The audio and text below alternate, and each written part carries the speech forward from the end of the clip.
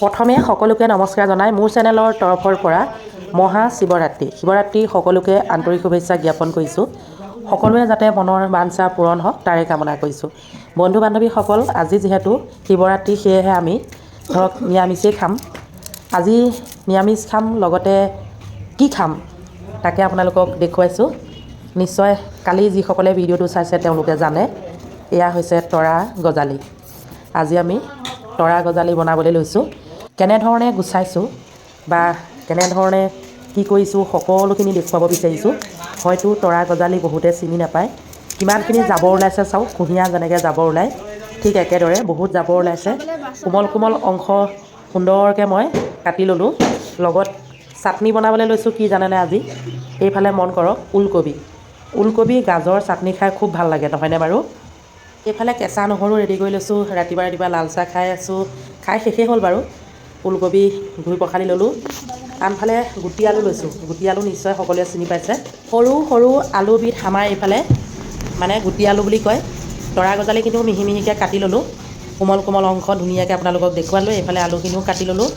আলুখিনি কাটি 2-3 বাৰ ধুব লাগে, কেলৈ কওকচোন, খুব বালি থাকে। আনফালে আমাৰ মিনিয়ে আকৌ বনাই আছে চালাড, ওলকবি আৰু গাজৰ চালাড বনাই আছে। এইখিনি তৰা গজালিখিনি এনেধৰণে পানীত অলপ দেৰি কাটি কৰি থৈ দিব লাগে। ক'লা ক'লা পানী ওলাব। ইয়াতে অকণমান নিমখ মই যোগ কৰিলোঁ। এনেই আৰু নিমখ অকণমান যোগ কৰি পানীত এনেধৰণে থৈ দিছোঁ।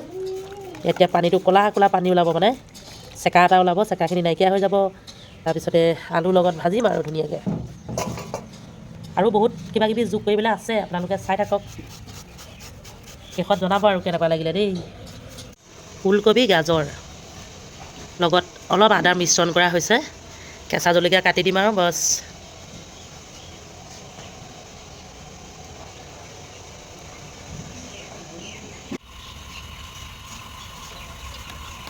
সৰিয়হৰ তেল গৰম হোৱাৰ লগে লগে মই এতিয়া যোগ কৰিব লৈছোঁ কি জানেনে আপোনালোকে? এইয়া গোটা গোটা নহৰু, পাঁচফোৰণ, পিঁয়াজ সকলোখিনি যোগাৰ কৰি লৈছোঁ। যিহেতু এইখিনি অকণমান নতুন এটা ৰূপ দি ভাজিবলৈ লৈছোঁ। অইনে বাৰু পিঁয়াজ অকণ দিয়ে ভাজে। মই কেইফুটামান নহৰু দিছোঁ, পাঁচফোৰণ দিছোঁ, এইফালে আদাও লৈছোঁ, পিঁয়াজো লৈছোঁ। সকলোখিনি এনেধৰণে দিছোঁ। যিহেতু নিৰামিষ খাম, ইয়াত মাছ মাংস কোনো লেটি পেটি হ'ব নোৱাৰিব। যিহেতু আজি শিৱৰাত্ৰি। কোনে কোনে নিৰামিষ খাইছে জনাব দেই কমেণ্ট কৰি। আলুখিনি এৰি দিলোঁ, ইয়াতে জলকীয়া অলপ ফালি ফালি দি দিছোঁ। আনফালে আকৌ কেৰাহীটোত আধা ৰ'দ পৰি আছে। চাওকচোন, আমাৰ পাকঘৰত অকণমান ডিজিটেল দেখুৱাই আছোঁ বাৰু। তৰা গজালিখিনিও ধুনুকৈ এটা খৰাহীত মানে ভগা পাচি এটাতে এনেধৰণে থৈ দিছোঁ। আচলতে পাচিটো একেবাৰে ভাগি যোৱা নাই, সেয়েহে পেলাই দিব বিচৰা নাই। আমাৰ পাকঘৰত কাম চলি আছে। আৰু কিছুমানে ভাবিব বুলিব ভগা পাচিটোকে ভিডিঅ'ত দেখুৱাইছেনে, সেইটো কথা নহয়। আচলতে আমি ভিডিঅ' কৰিম বুলি নতুন নতুন বস্তু যোগাৰ কৰি নলওঁ। আমি সৰ্বসাধাৰণ কেনেধৰণে খাওঁ, আমি ধৰক যিটো ৰিয়েল যিটো হয় সেইটোকেহে দেখুৱাওঁ। আমি সাজি কাচি বা মানে ধুনীয়াকৈ বোলে মেকআপ কৰি যে ভিডিঅ' বনাম তেনে নহয়। সেইটো মই আগতেও কৈছোঁ। মোৰ জীৱনত মই যিখিনি কৰি আছোঁ বা ঘৰখনত কেনেকৈ কি কৰি আছোঁ সেইখিনিহে মই ডাইৰেক্ট কেমেৰা কৰি আপোনালোকলৈ আগবঢ়াওঁ। বিশেষকৈ এনেকুৱা থলুৱা শাক পাচলি কিছুমান আমাৰ উঠি অহা প্ৰজন্মই একেবাৰে চিনি নাপায়। সেয়েহে ভাবিছোঁ ধৰক তেওঁলোকে চিনিও পাব আৰু লগতে এই যি বস্তুৰে খায় সেইটোও জানিব। কথা কৈ থাকোঁতে ইয়াত আকৌ কি কি মিশ্ৰণ কৰিলোঁ সেইটো কোৱাই নহ'ল।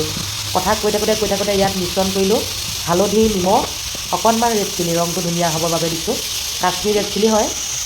আমাৰ পাকঘৰটো কিয় ডিজিটেল বুলি কৈছিলোঁ আপোনালোকক দেখুৱাই আছোঁ দেই। এইফালে বেৰখন নাই যে, একদম ৰ'দটো তেৰতেৰকৈ আহিছে দেই। একদম তেৰতেৰীয়া ৰ'দ এইফালৰ পৰা আহি এইফালে চৌকাত পৰি গৈছে। ঠাণ্ডা দিনত ভালেই লাগে, গৰম দিনতহে কিন্তু বেয়া আৰু। আলুখিনি পটককৈ সিজিব বাৰু, কিন্তু তৰা গজালিখিনি নিসিজিব বুলি অকণমান পানী ছটিয়াই দিলোঁ। এতিয়া ধুনুকৈ উতলি আছে, অকণমান সময় ঢাকি দিম। 2-3 মিনিট ঢাকি দিলোঁ। দেখিছোঁ বৰ ধুনীয়াকৈ হৈ গ'ল। ইয়াতকৈ যদি বেছিকৈ শুকান কৰোঁ ধৰক খাবলৈও ইমান ভাল নালাগিব। বেছি শুকান ভাজি টাইপৰ কৰিব নালাগে, এনেকৈ অকণমান জীপ থকা টাইপৰ কৰিব লাগে। আমাৰ মাহঁতে আইতাহঁতে এনেধৰণে ভাজি আমাক খুৱাইছিলে, মনত আছে। যিয়ে নহওক গোটেই ধোঁৱা হৈ গৈছে।